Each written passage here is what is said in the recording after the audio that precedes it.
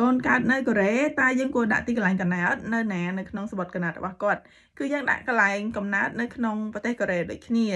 សម្រាប់ការបទពិសោធន៍របស់នាងខ្ញុំហ្នឹងកាលហ្នឹងមេភូមិគាត់ថាគាត់អត់អាចដាក់ចឹងទេគាត់ឲ្យនាងខ្ញុំហ្នឹងដាក់ថាកូនហ្នឹងកើតនៅភូមិឃុំហ្នឹងទៅប៉ុន្តែនាងខ្ញុំបដិសេធដោយសារអីការជំនាន់កូនទី1របស់នាងខ្ញុំហ្នឹង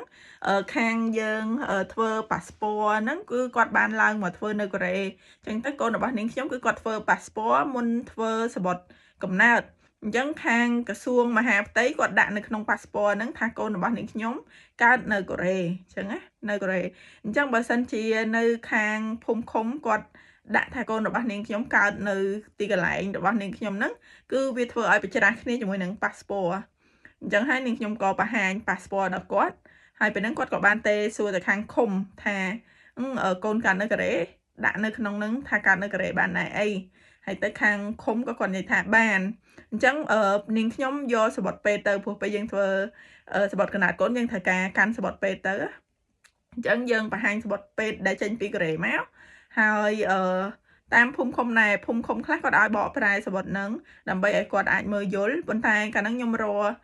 ខាងបកប្រែឲ្យបកប្រែជាភាសាខ្មែរគឺអត់មានអ្នកណាបកកូរ៉េទៅជាភាសាខ្មែរទេគឺមានតែបកអង់គ្លេសអញ្ចឹងទៅនាងខ្ញុំក៏សុំខាងឃុំហ្នឹងសរសេរជាកន្លែងទីកន្លែងកំណើត